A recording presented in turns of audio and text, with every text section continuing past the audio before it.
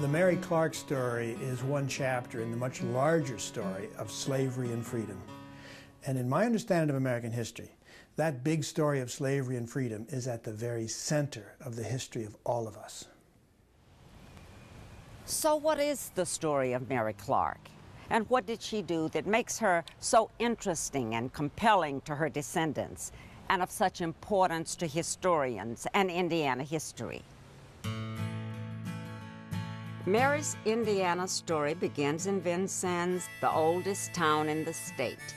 Mary was brought here as a slave without her family from Kentucky in 1815.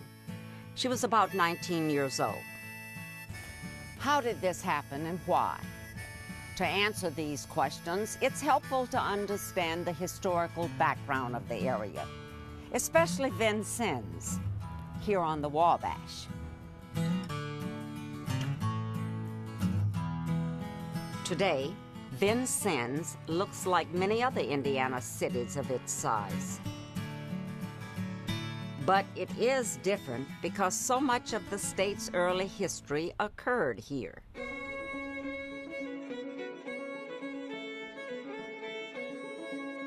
French settlers and trappers were living at the current site of Vincennes by 1727, and a fort was constructed in 1732. The French brought their culture with them, including slavery. A 1746 count in the small French settlement of Vincennes found 40 citizens and 5 slaves. The French created black codes to regulate the behavior of slaves, to control them, to treat them as property, like pigs and cows, movable goods. Beginning in the early 1750s, the French and their allies, several Indian tribes from the region, fought the British for control of a large area that included Vincennes. It's called the French and Indian War.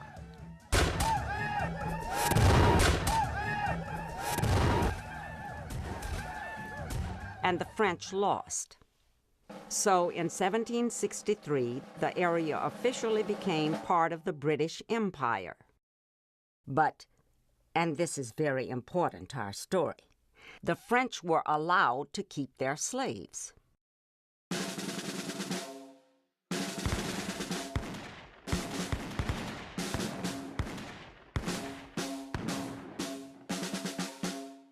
Following the American Revolution, the British were mostly gone from this area.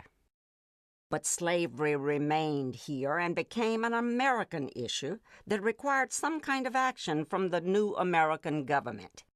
In 1787, the United States Congress passed the Northwest Ordinance.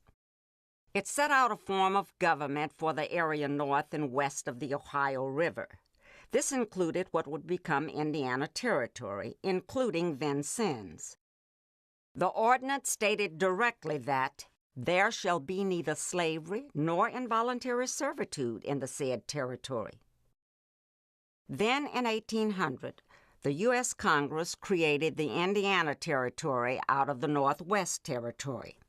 It was a vast area that included what later would become the states of Indiana, Illinois, Michigan, Wisconsin, and part of Minnesota. William Henry Harrison was appointed governor of the Indiana Territory, and he made his home in Vincennes, which was the territorial capital. He moved there in 1801 and built a plantation-style home that he called Grouseland. The grand house still stands, visited by thousands each year.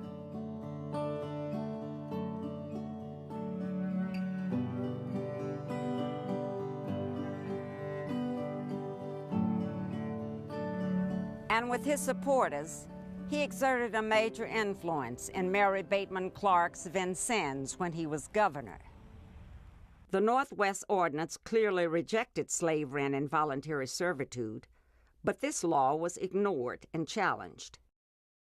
The Northwest Ordinance of 1787 did not allow slave owners to bring their property across the Ohio River and into Indiana Territory. But that same ordinance did not specify the status of slaves already here, already owned by Americans in the territory. And on the streets of Vincennes, you would encounter French slaves and the children of those French slaves that were tolerated. Governor Harrison was from Virginia.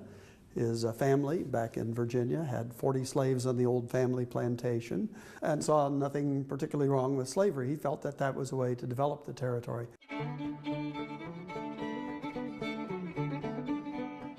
There was lots of land here in Indiana and not enough people to work the land.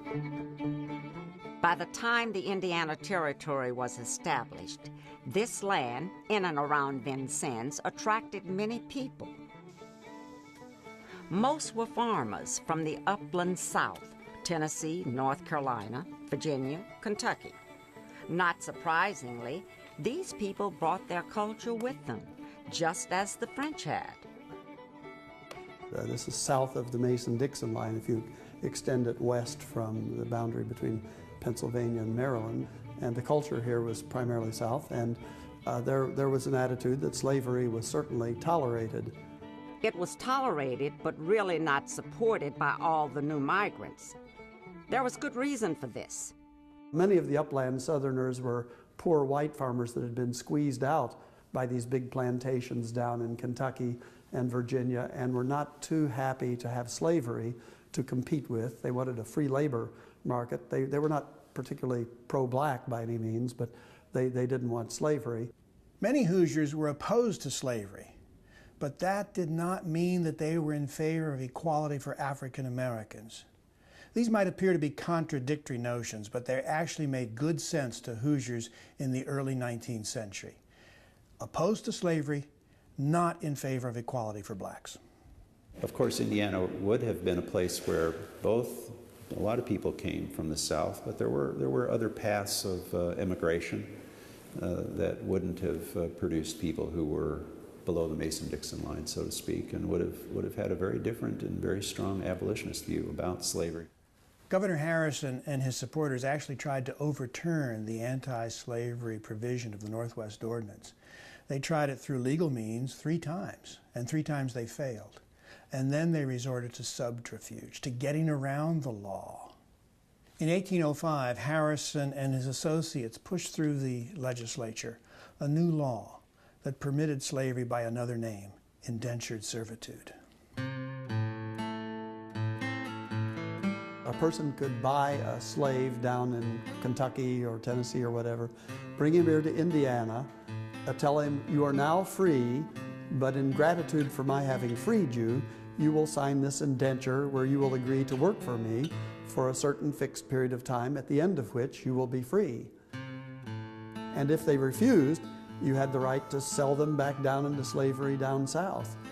So it was not freely arrived at. It was not a free will agreement. But this law was observed here in the Indiana Territory. So, in this way, Governor Harrison and his successor, Governor Thomas Posey, and their supporters subverted the federal prohibition of slavery in the Northwest Ordinance. One of the problems for Harrison and for Governor Posey was that the population was changing in ways that adversely affected them. The numbers of newcomers who opposed slavery grew. Those who favored slavery declined proportionally, in part because many slave owners realized that moving to Indiana was risky. And so because of these population shifts, by 1810 it was possible to repeal the 1805 law. Not because so many Hoosiers were opposed to slavery, but because they were, as free laborers, opposed to competing with slave labor. They did not want slavery in Indiana for good economic reasons, not so much moral reasons. But in reality, things did not change all that much. Indentures made before 1810 remained legal. Masters of newly arriving African Americans into the territory continued to bind them to service in ways that approached slavery. They were bought, sold, bequeathed in wills, and subject to public whippings. And so while the 1810 repeal did not remove the grim realities of slavery and of indentured servitude, it did set a new direction that would lead to change in Corydon in 1816 and 1820. So this was the environment that Mary Bateman faced when she was brought to Indiana. She was born in Kentucky in 1795. In 1814, she had been purchased in Kentucky as a slave for life by Benjamin J. Harrison. But it was illegal to bring new slaves into Indiana territory. So slaveholders who brought the slaves here had to free them on paper and then turn around and indenture them. So this document shows that. Mary was offered a deal she could hardly refuse, an indenture. It said that she would be Harrison's indentured servant for 30 years. And the law provided that you could have this person on approval. You would have 60 days to persuade this person to do this. And if they refused, you had the right to sell them back down into slavery down south.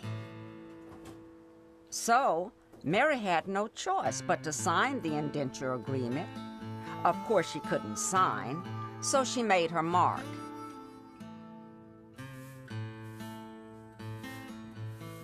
What must Mary have been going through?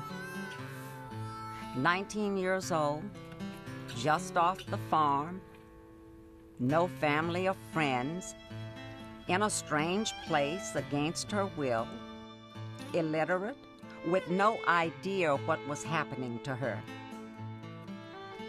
What must she have been feeling and thinking?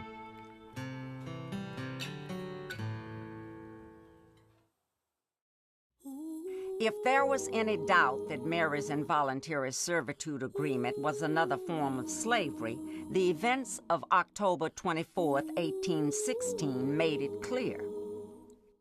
Benjamin J. Harrison sells the agreement to General Washington Johnson for $300-something. And he immediately then has her sign in a new indenture where she agrees to work for 20 years. They use that long word indenture, means taking you out of slavery just to put you back in again.